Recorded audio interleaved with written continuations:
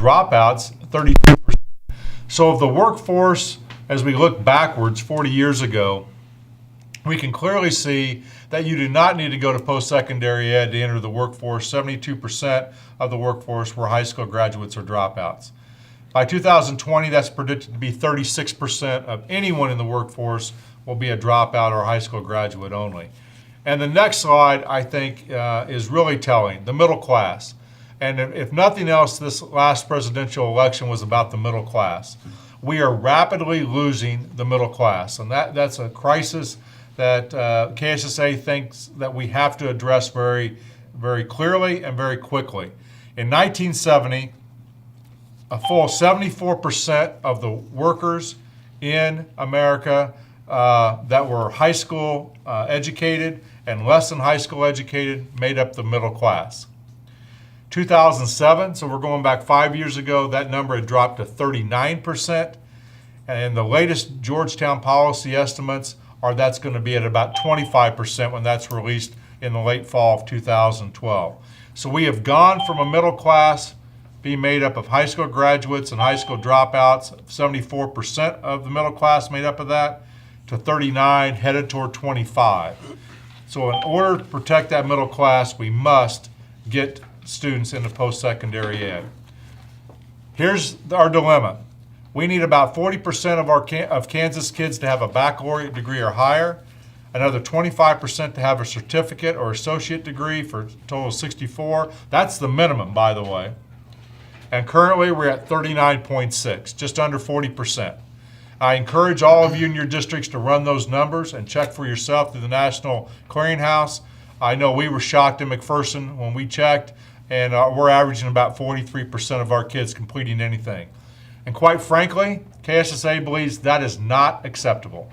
It's just not acceptable that we have that level, and that we need to increase that as we go forward. So I love this quote, and I think it will prepare us then for the work that the committee and the KSSA board has done over the last several months. The entry ticket then to the middle class is a post-secondary ed of some kind. And what we're really lacking, everyone, are in those associate and those certificate programs. While we're down a little bit in the baccalaureate degree completion, we are way off in the number of kids completing post-secondary with a certificate or an associate. So with that, I want to introduce the committee to you. The committee was chaired by Mark Crawford at Hugoton and Cindy Lane from Kansas City, Kansas. And you can see the members of the KSSA committee on this. They took their task extremely serious. They worked very, very hard, and we're honored to have Bill from Nickerson and Steve from Hillsborough with us today to kind of go through their work and what transpired. They looked at a lot of state definitions. They looked at a lot of definitions by experts such as Conley. They also listened to the summit responses that were given in those 6 summits from Garden City through Concordia, where 60% of the responses from people in those summits, that when we ask, how would you know if someone's college and career ready? 60% of those responses were 21st century and soft skills, 32% were cognitive academic, and 8% were career interest. And with that as the background, Tamara, are there any questions that we have about the background? Not the background. Okay, so we're going to jump right in then and start working on the definition. And I'm going to turn this over to Bill and Steve, and they're going to walk you through the current KSSA definition. This has been approved unanimously by the KSSA Board of Directors, and as I mentioned, will be presented to the State Board of Ed for their consideration and discussion only at this time, next Tuesday in Topeka. So Bill, Steve, thanks for being here. Thanks for all your hard work on this committee, and we appreciate it. Well, thanks, Randy. We did talk quite a long time on this. We started clear back at the summer meeting that we had up in McPherson about this whole process, and we saw certainly agreement among the members of the problem, and you see the problem statement here, that we have been working for a long time on, we thought, preparing students for their future, when in fact we began to see, and the numbers bear it out now that you've just shared, that we have more to do. What we've been doing hasn't been bad, it's just not sufficient. So we took that universal charge that we need to go from preschool through grade 12, that all students need to graduate prepared for their next steps, whether that's a college, career, or the workplace, or whatever. But it is a global competition that we're trying to meet. And so we're struggling with that as well as everybody else. That was our task. So we've had through the course of the summer and this fall a number of meetings that our committee had. We've had, I don't know, 6 or 8, something like that, face-to-face and virtual meetings to work this definition over. And the folks that researched that put together some information, trying to keep it as succinct as we could, but also outlining the problem that you see stated here, so that we're clear that we're not just about success through high school, but we're about success in preparation as students go forward to whatever they choose to do. So that's sort of how we got where we are. We also wanted to make very clear that we feel like the definition of college and career readiness, as you can see, college and career readiness is determined by academic, that's cognitive preparation, technical skills, employability, soft skills, and career interest development. It isn't just about a single assessment or just meeting some requirements as far as our credits are concerned, or our list of credits that every school has, the state has. It isn't just about Carnegie units anymore. It is much more than that. And so that's how we arrived at very clearly what our definition is, and you'll see it here in this slide. And I think the committee was pretty adamant. You see the word "and" is highlighted there, that it is college and career, correct? Yeah, I would agree. Steve, how do you see it? Did you think that was important? Yeah, very important. In fact, I would argue that we had equal conversation about both of those areas, and that we believe our definition addresses that. You know, going back to Conley, Randy mentioned it earlier, and we kind of attached ourselves to Conley's definition of college and career ready, which indicates he defines it as to the level of preparation a student needs in order to enroll and succeed without remediation in credit-bearing courses in post-secondary or a certificate program enabling career pathway advancement. So we think both of those things are of equal importance, and we certainly spend a great deal of time on both. I think one of the key points you made was one is not more valuable than the other. The other day at the KSDE conference over in Wichita, Andy Tompkins alluded to the idea that one of the things we have to get in our head is we value all work and not this hierarchy that we seem to have had in the past. And so that leads us to valuing all levels of education, but being clear that just high school is no longer going to be sufficient for very many people, if any, for that matter. So that's really kind of the discussion we had about that. So, gentlemen, walk them through then the rest of this definition. I know you've got some and/ors in there, Sure. and very important. Sure. So as we move through the college and career readiness definition, we talk about first the academic and cognitive preparation and the technical skills. And we determine that to be measured by the level of performance on college readiness exams, whatever that might be, for full admittance into post-secondary institutions without the need for remediation as mentioned earlier. And or item B on the definition, if you're following along with the handouts that were attached to the emails going around, and or the achievement of technical credential or industry certifications, such as welding or certified nursing assistants. Then we shift into the employability soft skills, otherwise known as 21st century skills. Yeah, I was going to comment. Correct me if I'm wrong, but was there not a law passed or considered at least that there would no longer be funding for something that is less than college credit bearing this last year?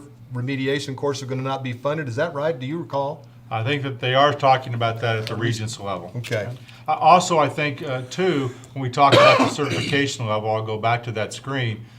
Did the committee also talk about one of the certifications could be the National Career Readiness Certificate, Yes, along with an individual certificate? That's correct. Absolutely.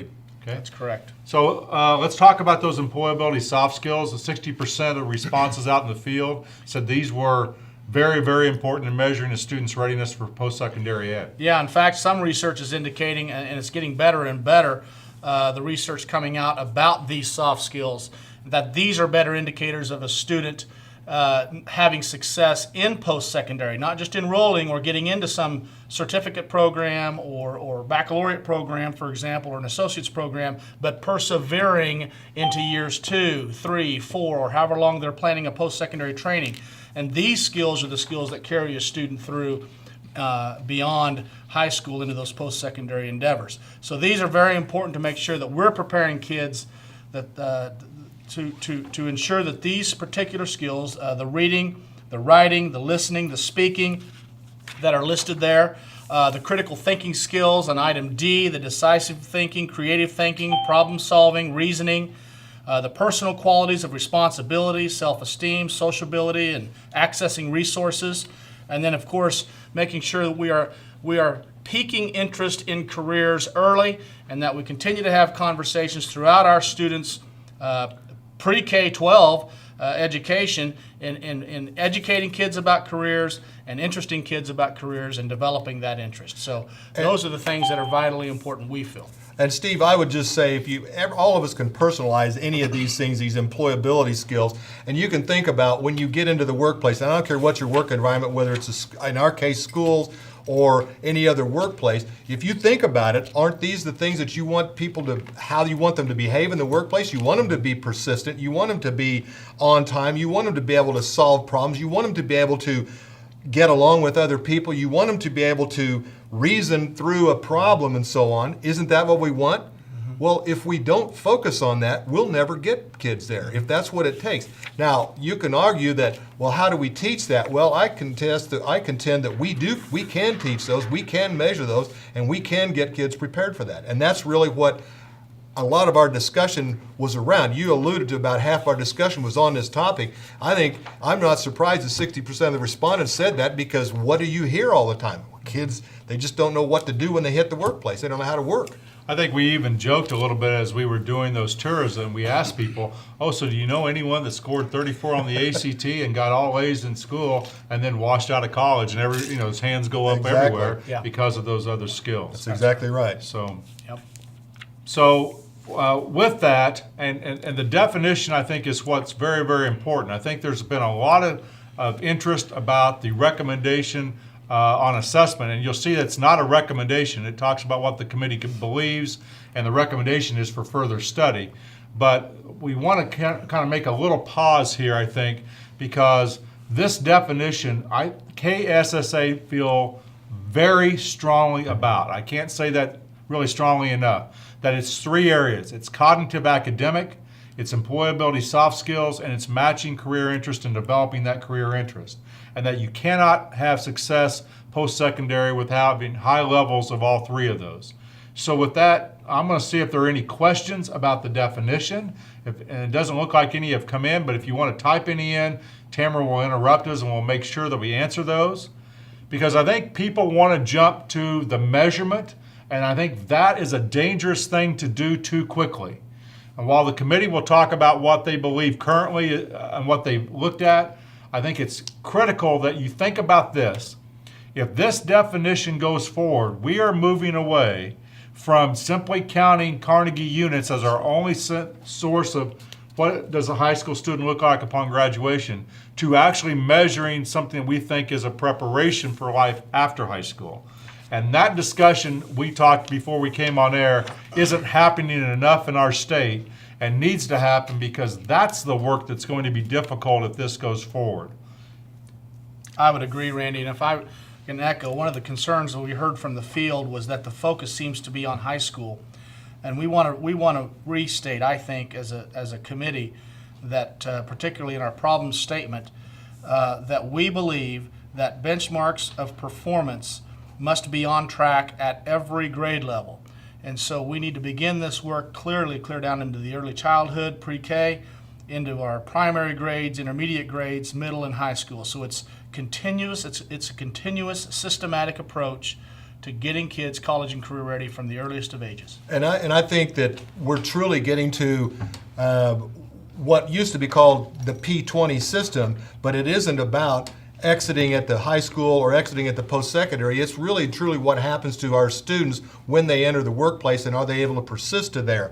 I think that's really where we have lost sight of, and in particular in the secondary system, we thought when we get them out the door, we have done our job. Well, in fact, have we really done a disservice if we haven't prepared them for where they're going to go? What's the point of their education anyway? And how do you get the right education?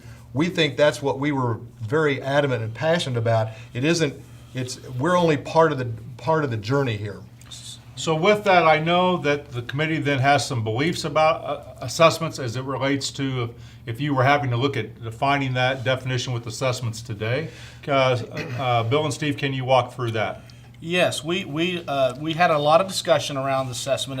As educators tend to do, we're no different. We kind of jump right to, okay, fine, well, how are we going to measure this? How are we going to do this in the classrooms, in our schools? And we all worry about it and sometimes get consumed about that. But truth be told, we need to measure how we're going to, we need to measure this definition. How, are we successful or not at meeting the definition? And so with that in mind, we talked about the key part that we believe research indicates and that we believe most want or look for is that a single assessment system that is tightly coupled, that informs one year to the next of instruction, that measures success, and that is aligned to the definition and the National College and Career certifications that are accepted by higher ed. So we believed it's important and still do that an assessment, whatever it is, address the definition that KSSA has created and also is relevant and meaningful for kids and their parents when those kids move on into post-secondary education. And I want to emphasize that relevance piece because we've had for a long time a system that is, in my view, less than relevant to kids as they leave. They pass the state assessments, but what does that do for them? They view not much, if anything, other than maybe it made their school and district look good, and the adults in the system needed it, but maybe it wasn't as helpful to them as it really needed to be. And so heavy emphasis from my point of view on the relevance piece that they have something when they go forward. Yes. And so you have some recommendations and kind of get to what those are in terms of the Sure. belief statements and maybe talk about those. Wait, Bill? Well, I think the last statement that we're going to make to the state board when we present this is that we believe, the Superintendent Association believes that the ACT suite of assessments, and you're seeing them on your screen here, the Aspire, Explore, Plan, ACT, Work Keys, Talent, and Engage, is currently the best, but it's the only one that has a single system. There are other assessments that will do some of the same things these do, but this system is the only one that today that exists that will do that. We believe that's the only one. We're not saying that this has to be what we decide to do, so before you freak out and stress over that, don't think that that's necessarily what we're saying. Our final statement on our recommendation will be that we recommend that KSDE conduct similar research on the ACT suite of assessments before a definitive decision is made by the state board. In other words, take a hard look at this to see if in fact it meets our definition, as Steve has said, and make sure that whatever else we look at gets the same kind of scrutiny and same kind of review that Smarter Balanced Park or whatever else may come along will also get. And we also want to thank those of you in the field that have given us feedback over these past many months. And one of the things we heard loud and clear was the field needs an opportunity to vet this system. And we believe that to be the case. And I think our position with the state board is to encourage our state board to allow the field an opportunity to vet whatever it is that we're going to be moving forward with. So our position is that whatever it is, it needs to meet our definition, number one, and then number two, it needs to have an opportunity to be vetted by the field. There's several slides kind of as we take a look at wrapping this up that have to do with things that you may not know about. I'm going to go through those very quickly just so we can go to Q&A. They're really ACT. Most of you are familiar with ACT cut scores on what is to be college and career ready. Certainly we could entertain questions on that, but you might not be as what is a National Career Readiness Certificate Plus. It takes work keys, which are the cognitive workplace skills, and merges those with soft place employability skills. We're saying that a student might get one of these upon graduation if or a welding certificate, Right. or a nurse's aid certificate, but that would be one of the options. And many people aren't as familiar with that from ACT. One of the things that we've heard, I haven't heard this confirmed, but with these National Career Readiness Certificates and some of your pathways that you may have for career and tech ed that may not have an end of program assessment, these could potentially work for that. I heard Peggy Torrance say that the other day. Now that's again to be determined, but perhaps this is one of those things that would really be helpful for this. We haven't heard that for sure. 1 million of these are issued nationwide. It's portable. You can see there, that's what the certificate looks like. Students can use that anywhere in Kansas, and they can also use that anywhere across the United States. So again, we're just kind of showing for some people that aren't as familiar with other assessments from ACT as to other than the ACT. This is probably the one people are least familiar with, which are just 2 examples of a middle school and high school version of a product called Engage. That again kind of measures the psychosocial soft skills that students would have to be successful and productive at the next level. There's the high school version of that, and it gives you a kind of predictability at the next level. It also tells you where a student's strong or weak. So with that, I think we're getting some questions starting to come in, which is exactly what we wanted.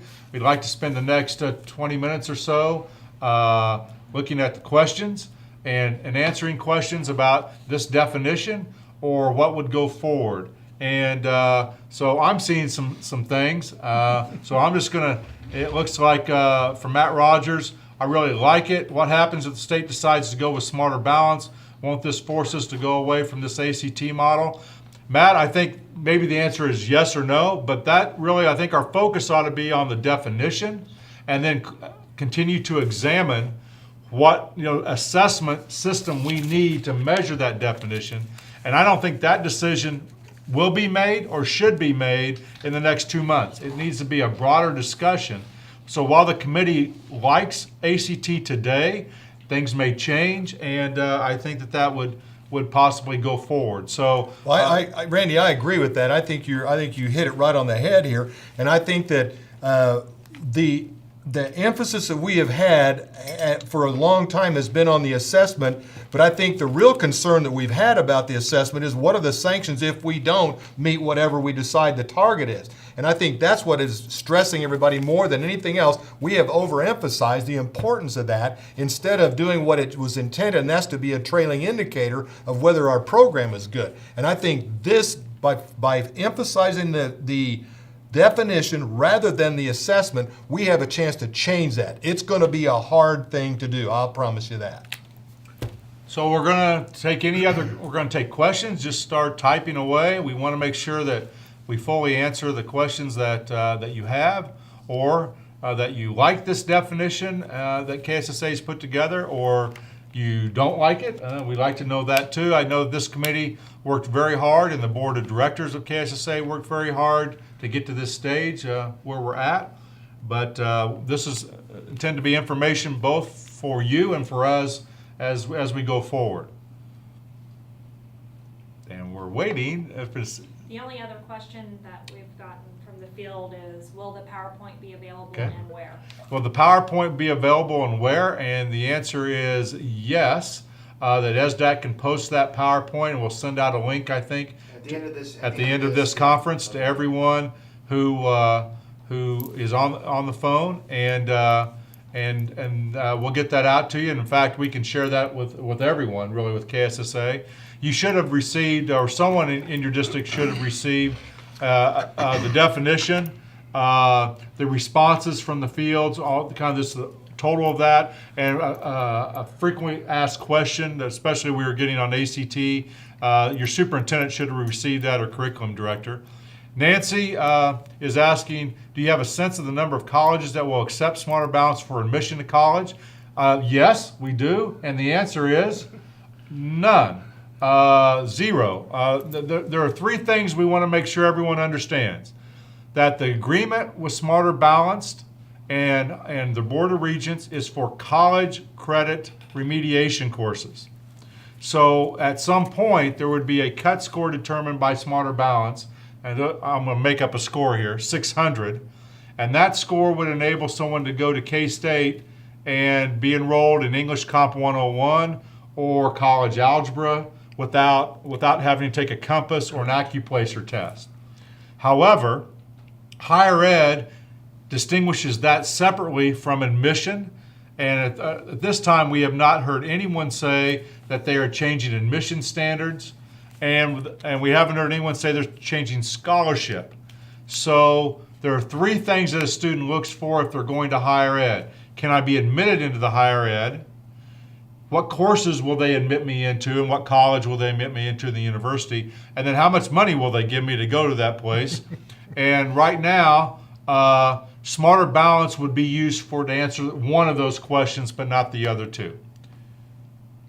Okay, so we've got... And that's correct. And just so the field knows, we did have a conference call with Andy Tompkins over these issues and to get a feel for where the Board of Regents is on placement, on admission into higher ed. And that's Randy's assessment of that's correct. He reiterated that a couple of different times in a couple of different places that I've heard him talk as well. So, yeah, that's what we've heard. And I think that that's important because people have asked that question a lot of the Board of Regents about that agreement. And I think people misunderstand admission and college entrance into college-bearing courses. And so we want to make sure that that's clear for everyone. Okay, can we elaborate? This is from Bob Diepenbrock at Kingman on how the Engage or other assessments actually determine soft skill readiness. Sure, I'm going to kind of jump back just so you can see that one of those slides. Engage is a self-assessment of students. It's a self-assessment questionnaire. It takes about 20 minutes. It's done on the computer, and then those soft skills are assessed. And then, of course, you would have to have curriculum, and how would you deal? If you're looking at this slide right now, this student is very high in steadiness and academic self-confidence. However, he or she is extremely low in social connection, social activity. And so then what you would want to do is have, as a school, have programming or systems in place that would help this student gain more confidence in the social activity part of it. But it's a short assessment of about 20 minutes. It's self-assessed, and there's also a teacher version of that to see if the teachers see the same type of things in the classroom. So great question, Bob.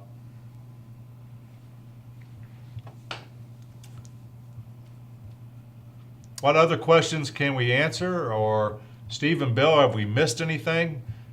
Here's a question from John Showman from South Haven. How do ACT and Smarter Balance compare in the cost of implementation? What are thoughts on using both ACT and Smarter Balance, where 3.8 could be Smarter Balance and 8.12 could be ACT?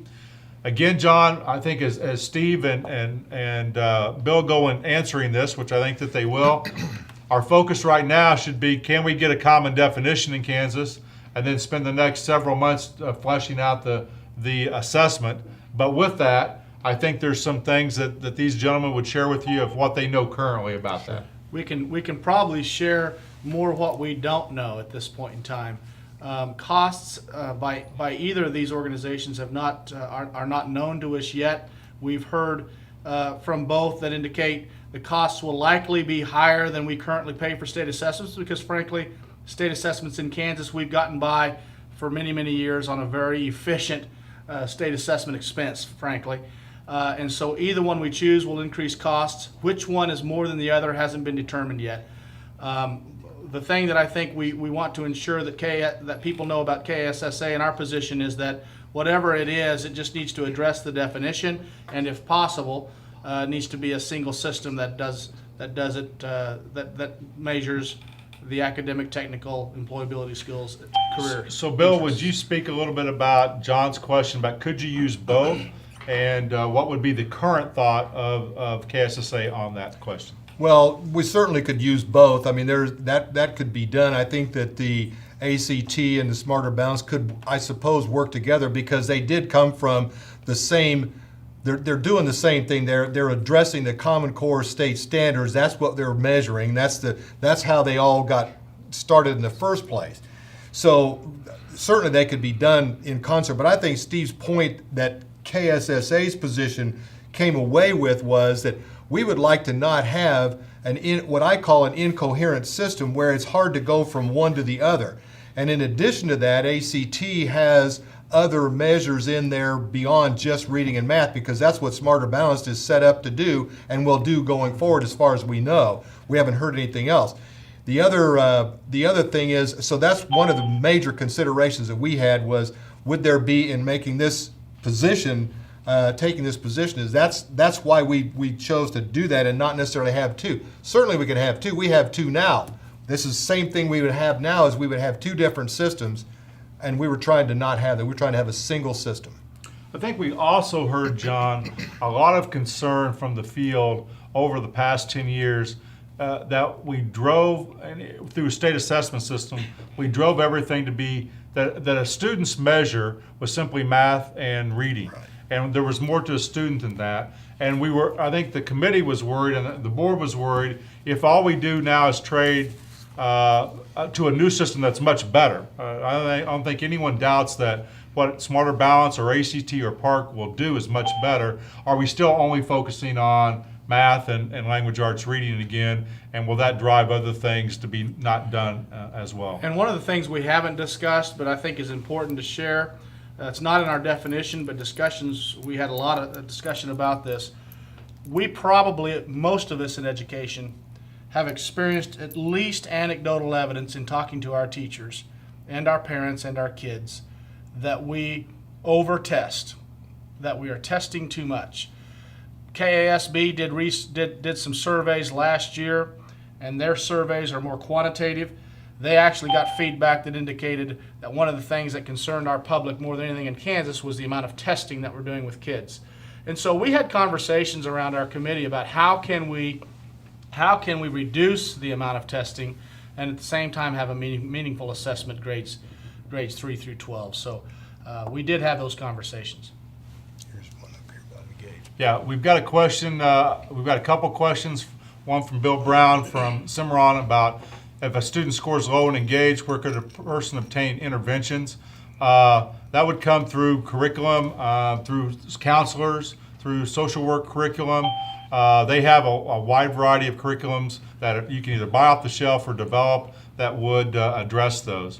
And then from Olathe, is it appropriate to discuss ACT alignment with the Common Core? And I'll let you gentlemen talk about the development of that. Steve, you want to take that? We've attended a couple of ACT seminars. We attended one at KASB as a committee, and then we also attended one, and some of you may have been at the McPherson ACT conference that was held a month ago or so, 3 or 4 weeks ago. ACT indicates that their assessments will be aligned to the Common Core. In fact, they reminded us that they were actually at the table with Smarter Balanced in developing assessments initially to address Common Core. So they feel like they're on the very front end of assessment development in alignment with Common Core. We've been told that by ACT. Great question, though. I think it comes up a lot. It does. I think it's very important that this definition makes a huge assumption that Common Core standards or some portion of Common Core standards will be the standards for the state of Kansas. And I think if that leaves, it's going to be difficult to do. Is ACT adaptive, is the question from Nancy. I think that what ACT has told us to date is that their summative assessments will not be adaptive and their formative assessment pool will be adaptive. But again, I think that's yet to come out. And I think, Nancy, one of the questions that all the consortia, the PARC, Smarter Balance, and ACT have is what will the federal government actually sign off to be used for state accountability? Under last year, they would not sign off to use a map assessment, for example, because it was computer adaptive. So I think all the consortiums are trying to work with the U.S. Department of Ed to maybe make a shift there. From Penny at Hiawatha, our teachers have been focusing on Smarter Balance question samples. What are you telling your teachers? They are already overstressed. Gentlemen, what would you like to tell them? Boy, do we feel that. We've been hearing that too. In fact, Penny, this is, I know you, Penny, from Hiawatha. We had the same thing in Hillsborough, Penny. We were down the road with Common Core, the change over to Common Core, and discussions about Smarter Balance. The only thing that I've now gone back to our faculty and indicated to them that new discussions are taking place.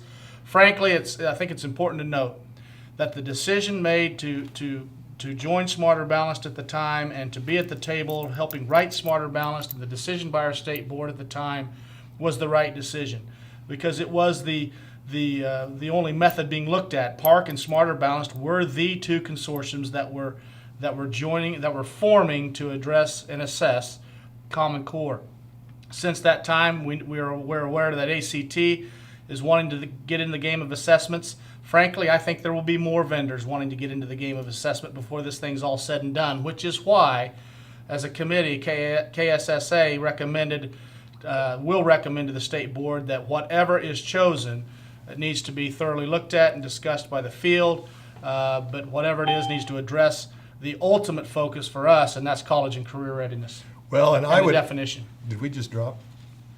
I would add that we also in our district didn't assume that quite as much as far as the being stressed out over it, but I told them to relax. I said, relax about the assessment. I don't care what it is. Relax about that. I know we've worked a little bit and been talking about Smarter Balance too, and I was right there with everybody. But I think Steve is right. That was a choice that the state board had, and it was a right decision.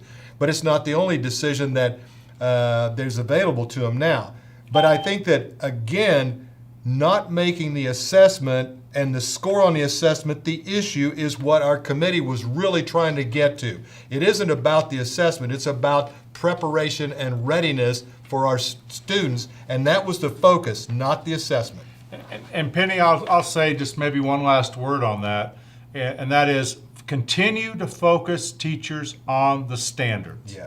That we hope does not change. The assessment, you've seen 50 sample items that Smarter Balance may not ever even use in the assessment because they're just sample items. I've been at a conference where some national presenters who have been at the table on all of those said that when the day is done, you'll have a difficult time telling a Park assessment from Smarter Balance from ACT because they're all developing to the Common Core. So use the Common Core, use the examples from Smarter Balance. There'll be some examples coming out from ACT soon. There's examples from Park. Use all of those as examples because I think they will drive it. But I don't think you have to go back on the work you've done with Common Core. No. You need to go ahead with that and continue to do that. Nancy asked about other states potentially going with the ACT suite. Currently, there are 9 states already doing that for their accountability plan, and including as close as Colorado already uses that in their accountability plan under the current No Child Left Behind system. And talking to ACT right now, those 9 plus another 6 more, and that does not include Kansas, are seriously looking at adopting that for their state accountability. But that's about as close as I could answer for that, Nancy. We've got just a few minutes left, 2 or 3 minutes left. We certainly don't want to cut anyone off. So if there are any other questions, we'd love to have them. These are great questions. I would just reiterate if you don't have the frequently asked questions list, there's about 26 questions that have been addressed by our committee that are available, and we'll make sure that those are posted so that you can see what they are, because some of these things have been answered by not only our folks, but others that are much more expert than any of us are in some of these questions you've been asking.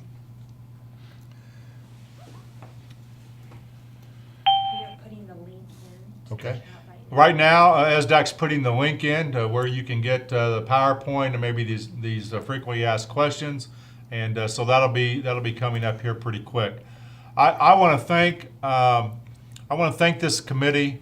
They've done, and Mark Crawford and Cindy Lane, who co-chaired this. The committee's put in hundreds of hours, and they put in another couple hundred on top of that, and. Really, you couldn't get much more diverse than Hugoton and Kansas City, Kansas. And bringing people together from all across our state to have this discussion, they've just done a wonderful job. Literally the 4 corners, Randy. You did well because you got Bill up in Goodland and you got Destry down in Pittsburgh. So. Yeah, and Robert down in Coffeyville, Yeah. and everything in between. So we want to thank Bill and Steve for joining us again. This committee and KSSA will be presenting to the State Board of Education on Tuesday At 11. At 11 o'clock. You're welcome to come. We encourage you to come. There will be, as we understand, no action. This is a discussion item only in November, but we hope that they consider looking at our definition seriously for the future. So thanks all of you, and if we can help you in any way, please let any of us know on the committee or myself, and we'll certainly take your recommendations seriously. Thank you.